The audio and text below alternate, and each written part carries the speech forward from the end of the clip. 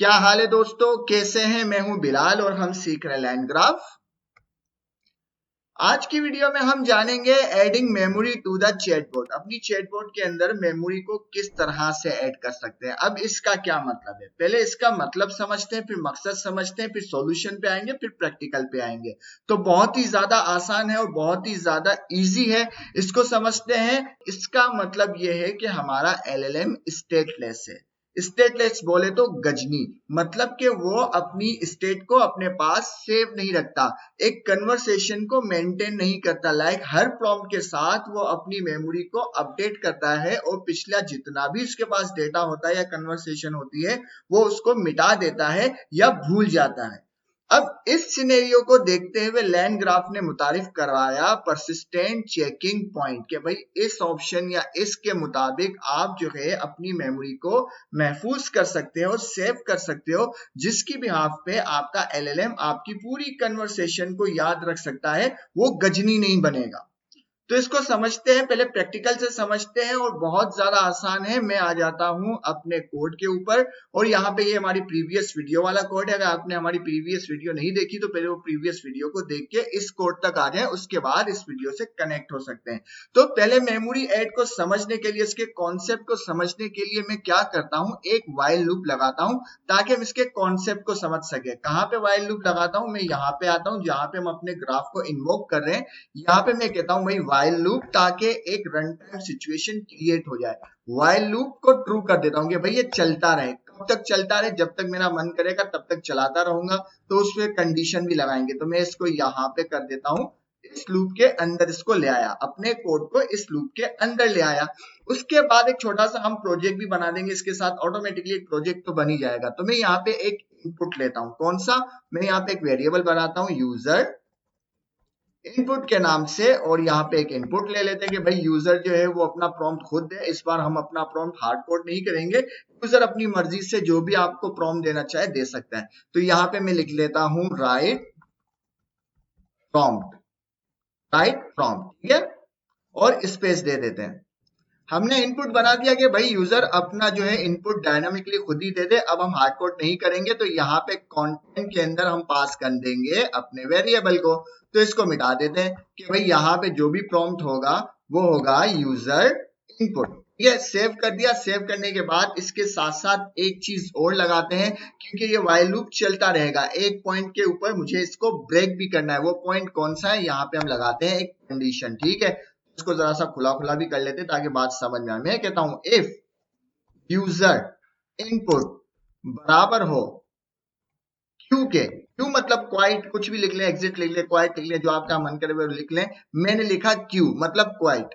भाई वो क्विट कर जाए तो आप क्या कर देना, ब्रेक कर देना। किसको? हमारे लूप को ब्रेक कर देना और सेव कर देना। कितना ज्यादा आसान है, सिर्फ हमने इतना ही कोड लिखा है और कुछ भी नहीं लिखा, बाकी तमाम कोड हमारा लिखा हुआ है। सेव करते हैं। अब समझते हैं कि मेमोरी की लॉजिक क्या है और इसकी जरूरत क्यों आन पड़ी और इसका क्या फायदा है। मैं आता हूं अपने टर्मिनल पे, अपने कोड को चलाते हैं। एक छोटा सा हमने प्रोग्राम बना लिया, अब उसको चलाते हैं पाइथन main.py इंटर, ठीक है। इंटर किया, जैसे ही हमें आंसर मिल जाएगा वो कहता है राइट प्रॉम्प्ट। जैसे हमने इनपुट बनाया था ना, ये वही है कि भाई राइट प्रॉम्प्ट। तो हम कहते हैं सबसे पहले हेलो, देखते हैं हमें क्या आंसर मिलता है, ठीक है। उसने आंसर किया hello how can I help you, हमारे एलएलएम की तरफ से कर आंसर आ गया। और दोबारा से वो पूछने लगा, मैंने कहा एड 10 to 50, ठीक है, कि भाई 10 के अंदर 50 को प्लस कर दो। उसने रिजल्ट लाके दे दिया कि भाई रिजल्ट ही है। मैंने कहा and then add, sorry divide, divide करो, डिवाइड बाय 5, के इसको डिवाइड करो 5 से। मैंने इंटर कर दिया। जैसे ही मैंने इंटर किया वो कह रहा है कि आपने जो मुझे बताया है कि 5 को डिवाइड करो, लेकिन किससे करूं? जबकि यहाँ पे आंसर तो आ गया है 60, लेकिन उसे नहीं पता, वो भूल चुका है, वो गजनी है, वो अपनी स्टेट को मेंटेन नहीं कर रहा। मैं जितनी मर्तबा प्रॉम्प्ट पास करूंगा, लाइक मैं दोबारा कहूंगा your my name is Bilal, मैंने प्रॉम्प्ट पास किया, एंटर किया, उसने आंसर किया। अब जितनी भी पिछली मेमोरी है, ये जितनी भी मेमोरी है यहां तक, नेक्स्ट प्रॉम्प्ट तक वो बिल्कुल क्लियर कर चुका है, वो भूल चुका है, वो स्टेटलेस है, अपने पास सेफ नहीं रखता। तो इस सिनेरियो को देखते हुए LangGraph ने इंट्रोड्यूस किया है चेकिंग पॉइंट को। तो बहुत ज्यादा आसान है, सिर्फ इसको कॉन्फ़िगर करना होता है और कुछ भी नहीं करना। तो इस पर डॉक्यूमेंटेशन हम इसको कॉन्फ़िगर करते हैं और ट्राई करते हैं कि आया ये जो गजनी है, इस गजनी की कोई दवाई उन्होंने दी है, और दवाई दी है तो वो क्या काम करती है या नहीं करती। तो हम आते हैं डॉक्यूमेंटेशन में कि भाई ठीक है, हमें समझ में आ गया हमारा प्रॉब्लम कि हमारा LLM जो है वो स्टेटलेस है। तो हम क्या करें? उसने कहा भाई सबसे पहले जो है आप इस लाइन को इंपोर्ट कर दो। मैंने कहा ठीक है, कॉपी करते हैं और आ जाते हैं अपने टॉप लेवल के ऊपर और यहाँ पे इसको पेस्ट कर देते हैं। ये काम हो चुका। दोबारा डॉक्यूमेंटेशन में आते हैं कि ठीक है भाई ये स्टेप कर लिया, अब क्या करें? वो कह रहा है भाई एक वेरिएबल बनाओ और इस तरह से कर मेमोरी सर्वर को उसके अंदर इनिशियलाइज कर दो। मैंने इसे भी कॉपी कर दिया, आप चाहे टाइप कर दो, अभी मन नहीं कर रहा टाइप करने का। कहीं भी इसको कहीं भी ये काम कर सकते हैं, तो मैं यहीं पे ये काम कर देता हूँ कि मैंने एक वेरिएबल बनाया मेमोरी नाम से एज पर डॉक्यूमेंटेशन और इसको यहाँ पे पास कर दिया। इसके साथ साथ इसकी टाइप कास्टिंग भी कर देते, तो यही काम मैं इसको टाइप कास्टिंग में भी दे देता हूँ।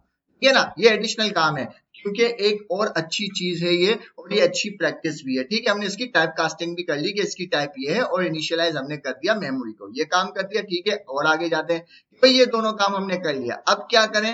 जरा सा स्क्रॉल डाउन करते हैं कि भाई ये काम करने के बाद अब क्या करें। यहाँ पे वो कहते हैं कि आप जो है कंपाइल यहाँ पे कर रहे हैं ना, कहा गया कंपाइल, ये तमाम चीजें हम कर चुके, ये रहा। ठीक है, वो कह रहे हैं यहाँ पे आपने कंपाइल किया है, कंपाइल के अंदर चेकिंग पॉइंटर के अंदर मेमोरी को पास कर दे। मैं इसको कॉपी करता हूँ और आ जाते हैं जहां पे हमने कंपाइल किया है। तो मैं स्क्रॉल डाउन करता है, जहां पे हमने कंपाइल किया है उसके अंदर मेमोरी को पास कर दो। अगर मैं सजेशन में भी जाऊं, कंट्रोल स्पेस सजेशन में गया, ये चेकिंग पॉइंटर आ गया, इसके अंदर हमें मेमोरी को पास कर देना है जो ऊपर वेरिएबल हमने बनाया। सेव कर दिया, ये काम भी हो गया। ठीक है, दूसरा स्टेप भी हमने कर दिया कि भाई ये काम भी कर दिया। अब क्या करें? उसके बाद वो कह रहा है कि आप जो है यहाँ पे एक कॉन्फिग से वेरिएबल बनाएं और इसको समझते हैं। ठीक है, इसको मैंने कॉपी किया, कॉपी करने के बाद इसको हम कहाँ पे, यहाँ पे पेस्ट कर लेते हैं। जहां भी आपका मन करे वहां पेस्ट कर सकते हैं, मैंने इसको यहाँ पे पेस्ट कर दिया। अब ये क्या चीज है? इससे कर वो हमारी चैट को याद रखेगा। मतलब ये एक डिक्शनरी है जिसके अंदर कॉन्फ़िगरेबल है, जिसके अंदर थ्रेड आईडी है। थ्रेड आईडी मतलब कन्वर्सेशन की आईडी, जो हमारी कन्वर्सेशन चल रही है ना, ये उसकी आईडी है जो कि हमने अभी हार्ड कोड की है, वो 1 है। इस आईडी की बुनियाद पे, कौन सी? इस आईडी की बुनियाद के ऊपर वो कन्वर्सेशन को याद रखेगा। मान लो एक से ज्यादा कन्वर्सेशन है लेकिन आईडी सब अलग अलग होगी, तो जो भी आईडी हम उसे पास करेंगे वो उस कन्वर्सेशन से वहीं से क्लिक कर जाएगा या कनेक्ट हो जाएगा जहां पे वो कन्वर्सेशन जो है छोड़ी थी, या जहां पे वो कन्वर्सेशन अधूरी थी, या जहां पे वो कन्वर्सेशन का लास्ट मैसेज था। वो सारी कन्वर्सेशन उसके पास आ जाएगी क्योंकि ये मेमोरी फुल हो जाएगा। ये अब स्टेटलेस नहीं रहेगा, ये स्टेट फुल हो जाएगा LangGraph की वजह से, LangGraph के इस फीचर की वजह से। ठीक है, कैसे होगा देख लेते हैं। अब भाई ये काम भी हमने कर लिया, कॉन्फिग के अंदर लाके हमने डिक्शनरी पास की है, वहां पे थ्रेड आईडी पास कर दी है। थ्रेड आईडी हमारी कन्वर्सेशन की आईडी है जो कि हम कर रहे हैं। उसके बाद वो कह रहा है कि आप क्या करें, आप अपने यहाँ पे इन्होंने स्ट्रीम में चलाए, हम इन्वोक कर रहे हैं, तो सेकंड पैरामीटर के अंदर आप कॉन्फिग को पास कर दें। सेकंड पैरामीटर के अंदर कॉन्फिग को पास कर दे। मैंने कहा ठीक है भाई, हम जो यहाँ पे प्रॉम्प्ट पास कर रहे हैं, ये रहा हमारा प्रॉम्प्ट, इसके सेकंड पैरामीटर के अंदर ये रहा इसका सेकंड पैरामीटर, यहाँ पे कॉन्फिग को पास कर दे। मैंने कॉन्फिग पास कर दिया, सेव कर दिया। ठीक है, कॉन्फिग को यहाँ पे एरर क्यों आ रहा है, मिटा दो। ठीक है, मैंने सेकंड पैरामीटर के अंदर कॉन्फिग पास कर लिया और पहले पैरामीटर के अंदर मेरी डिक्शनरी है जिसके अंदर मेरा प्रॉम्प्ट जा रहा है और सिस्टम मैसेज जा रहा है।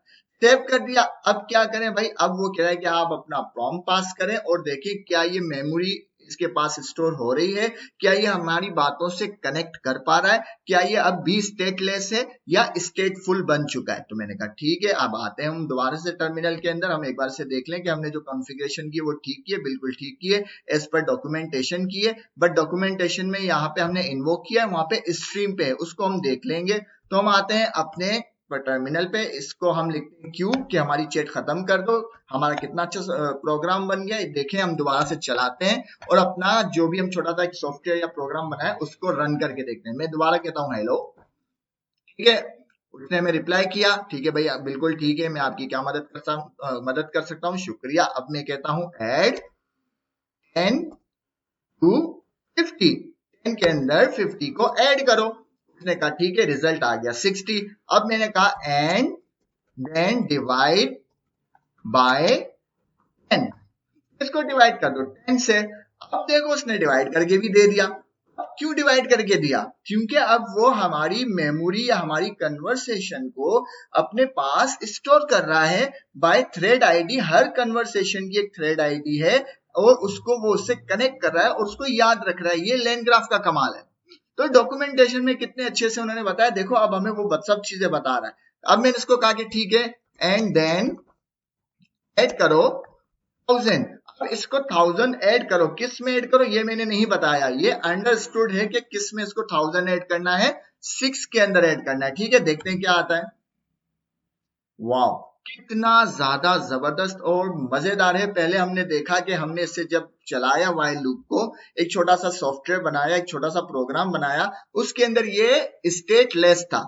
ये अपने पास हमारी स्टेट को महफूज नहीं कर रहा था, अपनी मेमोरी के अंदर उसको ऐड नहीं कर रहा था। लेन ग्राफ ने जो हमें फीचर बताया, 3 स्टेप थे उसके। पहले इंपोर्ट किया, फिर वेरिएबल में सेव किया, कॉन्फ़िग किया और चौथे स्टेप पे उसको हमने पैरामीटर के अंदर अपने ग्राफ के अंदर जहां पे इन्वोक कर रहे हैं उसके अंदर पास कर दिया। ये 4 स्टेप हमने किए। उसने ये चीजें हमें लाके दे दी कि वो स्टेटलेस से स्टेटफुल हो गया। तो भाई इतना ज्यादा आसान है। इसको जरा सा समराइज करते हैं, सेव करते हैं। समराइज डॉक्यूमेंटेशन से ही करेंगे। 2 स्टेप हमने इसको किए। मैं जरा सा ऊपर आ जाता हूं और यहाँ पे ये रहा, क्योंकि यहाँ पे शॉर्ट टर्म में चीजें समझाएंगे। ये कह रहा है कि आप सबसे पहले इसको इंपोर्ट करो, वो हमने कर दिया था। उसके बाद इसने कहा कि आप एक वेरिएबल बनाओ, उसके अंदर इसको इनिशियलाइज करो, वो भी हमने कर दिया था। उसके बाद उसने कहा जहां पे आप इसको इन्वोक कर रहे हो वहां पे आप जो है ये कॉन्फ़िग जो है इसे पास कर दो, जिसके अंदर थ्रेड आईडी होगी। वो थ्रेड आईडी आपके कन्वर्सेशन की आईडी होगी, जिससे कर ये वो सारी कन्वर्सेशन को याद रख सकता है। चूंकि एक से ज्यादा कन्वर्सेशन हो सकती है, तो हर कन्वर्सेशन की एक अलग से थ्रेड आईडी होगी, जिसकी बुनियाद पे वो अलग अलग कन्वर्सेशन को कनेक्ट कर सकता है उसी पॉइंट पे जहां पे वो एंड हुई थी। तो उम्मीद है आपको वीडियो पसंद आई होगी। पसंद आए तो लाइक करें, शेयर करें, सब्सक्राइब करें। मिलते हैं नेक्स्ट वीडियो में। अल्लाह हाफिज।